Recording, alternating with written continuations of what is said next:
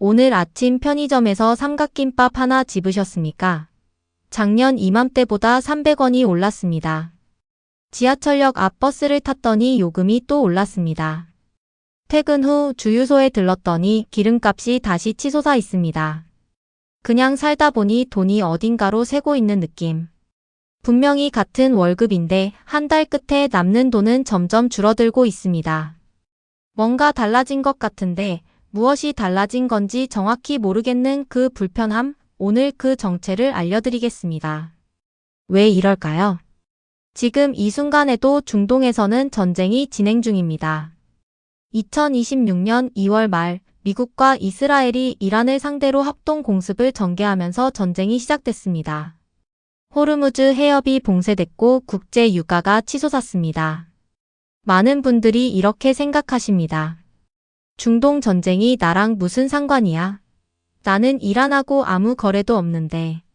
하지만 오늘 영상이 끝날 때 여러분은 이렇게 말씀하실 겁니다. 아, 그래서 내 통장이 얇아지고 있었구나. 한국은 전 세계에서 손꼽히는 에너지 수입 의존국입니다. 수입 원유의 60% 이상이 중동에서 들어오고 그중 90%가 호르무즈 해협을 통과합니다. 에너지 수입 의존도는 93.7%입니다. 기름 한 방울 안 나는 나라라는 말, 그게 바로 지금 이 상황을 정확하게 설명합니다. 이 전쟁이 길어질수록 한국 직장인의 지갑에는 구체적으로 어떤 일이 벌어질까요? 오늘 5가지를 정확하게 말씀드리겠습니다. 영상 시작 전에 구독과 좋아요 부탁드립니다. 이런 정보 알고 있는 사람과 모르는 사람의 5년 후는 완전히 달라진다는 사실을 기억하세요. 첫 번째, 장을 볼 때마다 계산이 맞지 않는다. 마트 카트를 밀고 계산대 앞에 섰을 때 분명히 늘 사던 것들만 담았는데 영수증 금액이 예상보다 훨씬 크게 찍히는 경험 해보신 적 있으십니까? 이것은 착각이 아닙니다. 중동 전쟁이 시작된 이후 국제 유가가 급등했고 이 충격은 식탁까지 그대로 전달됩니다. 어떻게 연결되는지 보여드리겠습니다. 농부가 밭에서 배추를 재배합니다. 트랙터를 돌리는데 경유가 필요합니다. 비료를 만드는데 에너지가 필요합니다. 수확한 배추를 트럭에 실어 전국으로 배송할 때 또 기름이 들어갑니다. 그 배추를 냉장 보관하는 마트 냉동 시스템도 전기를 씁니다. 유가가 오르면 이 과정의 모든 비용이 올라갑니다. 결국 배추값이 오릅니다. 라면, 과자, 냉동식품, 음료수도 다 마찬가지입니다. 실제 수치를 보면 더 명확합니다. 한국은행이 2026년 3월에 발표한 소비자 동향 조사에 따르면 소비자들이 물가 상승에 가장 크게 영향을 미칠 품목으로 꼽은 것 1위가 석유류 제품으로 80.1%였습니다. 사람들이 이미 체감하고 있다는 뜻입니다. 기대 인플레이션율도 2.7%로 올랐습니다. OECD는 이번 중동 사태로 한국의 물가 상승률이 기존 전망 1.8%에서 2.7%로 뛸 것으로 예상했습니다. 숫자가 작아 보이십니까? 연소득 4천만 원인 직장인이 매달 200만 원을 생활비로 쓴다면 물가가 2.7% 오를 경우 1년에 65만 원을 추가로 더 써야 합니다. 아무것도 안 했는데 65만 원이 증발하는 겁니다. 여기서 중요한 심리적 현실이 있습니다. 월급은 그대로인데 같은 생활을 유지하는 비용이 올라갑니다. 이것은 사실상 임금이 삭감된 것과 같습니다. 숫자로는 급여가 줄지 않았지만 실질 구매력이 조용히 쪼그라드는 것입니다. 지금 이 순간에도 여러분의 통장에서 돈이 빠져나가고 있습니다. 직접 출금되는 것이 아니라 물가라는 보이지 않는 손이 조용히 가져가는 방식으로. 두 번째, 환율이 오를수록 직장인은 2번 맞는다. 환율이 오르면 수출 기업은 돈을 더 번다. 이 말 많이 들으셨을 겁니다. 그러면 직장인도 좋은 거 아닌가요? 이 질문에 정확하게 답해드리겠습니다. 아닙니다. 수출 대기업이 돈을 버는 동안 직장인은 두 곳에서 동시에 맞습니다. 첫 번째 타격은 수입 물가입니다. 한국은 에너지뿐 아니라 밀, 콩, 원자재 대부분을 수입에 의존합니다. 이 모든 것은 달러로 거래됩니다. 원달러 환율이 오르면 같은 물건을 사는데 더 많은 원화가 필요합니다. 직장인이 먹는 빵, 입는 옷, 쓰는 전자제품. 모두 수입 원자재가 들어갑니다. 환율이 오르면 이것들의 가격이 오릅니다. 두 번째 타격은 금리입니다. 환율이 급등하면 한국은행은 원화 가치를 방어하기 위해 금리 인하를 망설이게 됩니다. 아니면 오히려 올려야 하는 상황이 옵니다. 금리가 오르면 주택담보대출, 전세대출, 신용대출 이자가 전부 올라갑니다. 대출이 있는 직장인은 매달 나가는 이자가 늘어납니다. 예를 들어 주택담보대출이 3억 원 있는 직장인이라면 금리가 0.5% 오를 때마다 연간 이자 부담이 150만 원 증가합니다. 한 달로 따지면 12만 5천 원이 추가로 빠져나가는 것입니다. 중동 전쟁이 격화된 직후 한국 증시도 반응했습니다. 3월 3일 코스피가 호르무즈 해협 봉쇄 여파로 급락하면서 매도 사이드카가 발동됐습니다. 투자하고 있던 직장인은 자산이 하루 만에 쪼그라드는 것을 지켜봐야 했습니다. 물가가 오르고 금리 인하가 어렵고 자산 시장이 흔들립니다. 이 세 가지가 동시에 벌어지는 상황을 삼고 복합위기라고 부릅니다. 고물가, 고환율, 고금리. 그리고 이 세 개의 칼은 모두 직장인을 향해 있습니다. 여러분 주변에 대출을 끼고 집을 산 분 계십니까? 지금쯤 이자 부담이 달라지고 있는지 한번 물어보십시오. 세 번째, 취업과 연봉이 조용히 얼어붙는다. 직장인이 가장 두려워하는 말이 있습니다. 올해 채용 동결입니다. 전쟁이 길어지면 기업들은 불확실성을 이유로 투자를 줄입니다. 그리고 투자가 줄면 가장 먼저 타격을 받는 것이 바로 채용과 임금입니다. 실제로 어떻게 연결되는지 보여드리겠습니다. 한국 기업들은 중동 지역에 상당한 수출을 합니다. 전쟁이 터지면 그 지역 거래가 막힙니다. 물류가 차질을 빚고 운송 비용이 폭등합니다.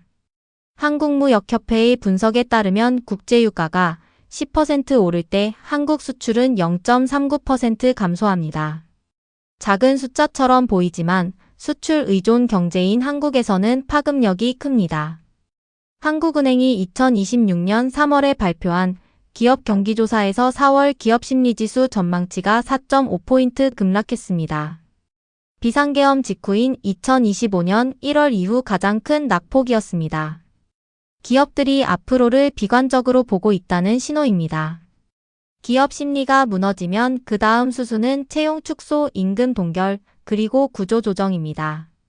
OECD는 중동 사태로 한국의 2026년 경제성장률이 기존 전망치 2.1%에서 1.7%로 하락할 것으로 내다봤습니다. 이 하락폭이 주요국 중 가장 크다고 했습니다. 성장률이 줄어든다는 것은 경제 전체의 파이가 작아진다는 의미입니다. 파이가 작아지면 직장인에게 돌아오는 목도 작아집니다. 취업준비생이라면 이 상황은 더욱 냉혹합니다. 기업이 불확실성을 이유로 신규 채용을 미루면 한 해 취업시장 자체가 얼어붙습니다. 이미 취업한 분들도 안심하기 어렵습니다. 성과급이 줄고 연봉 인상률이 낮아지고 승진이 지연됩니다. 전쟁은 먼 나라의 이야기입니다. 하지만 그 전쟁이 만들어내는 불확실성은 내 회사 회의실 안까지 조용히 들어와 앉습니다. 그리고 그 불확실성이 가장 먼저 침묵하게 만드는 것이 바로 여러분의 다음 연봉 협상 테이블입니다. 네 번째, 노후 준비가 흔들린다.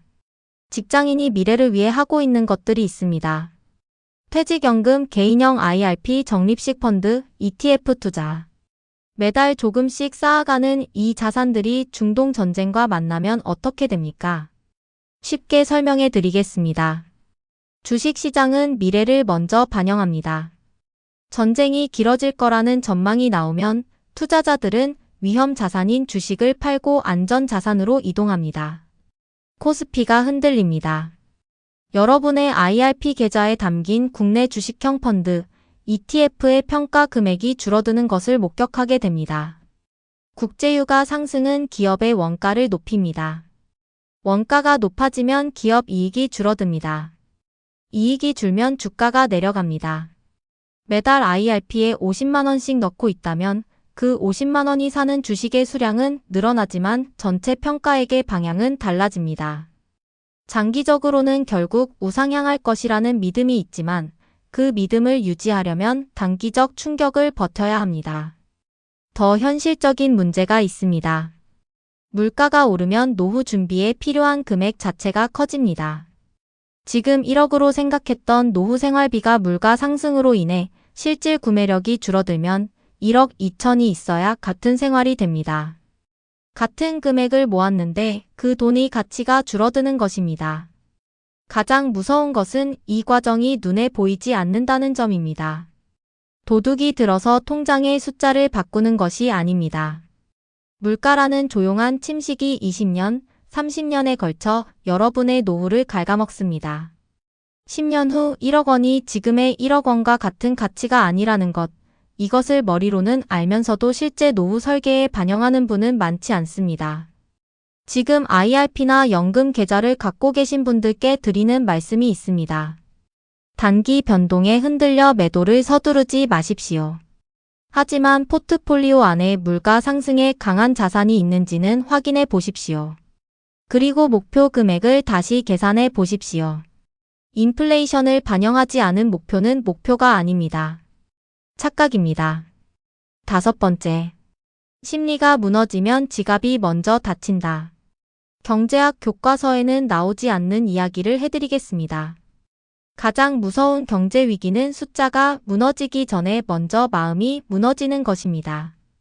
한국갤럽이 2026년 3월에 진행한 조사에서 한국 유권자의 84%가 미국, 이스라엘, 이란 전쟁에 관심이 있다고 답했습니다. 뉴스를 보면서 불안해하는 사람들이 그만큼 많다는 뜻입니다. 불안한 사람은 어떻게 행동할까요? 소비를 줄입니다. 한국은행이 발표한 2026년 3월 소비자 심리지수는 전월 대비 5.1포인트 하락했습니다. 비상계엄 이후 가장 큰 낙폭이었습니다. 소비자들이 미래를 더 어둡게 보기 시작했다는 신호입니다. 이것이 왜 문제가 됩니까? 한 사람의 소비는 다른 사람의 소득입니다. 제가 밥을 먹지 않으면 그 식당 사장님의 매출이 줄어듭니다. 그 사장님이 직원 월급을 주지 못할 수 있습니다. 그 직원이 또 소비를 줄입니다. 이 악순환이 계속되면 경기가 침체됩니다. 경기 침체나 되면 가장 먼저 직격탄을 맞는 것은 대기업이 아닙니다. 자영업자, 중소기업 직원, 계약직, 프리랜서입니다. 고용 안정성이 낮은 직장인일수록 이 충격이 먼저 더 크게 옵니다.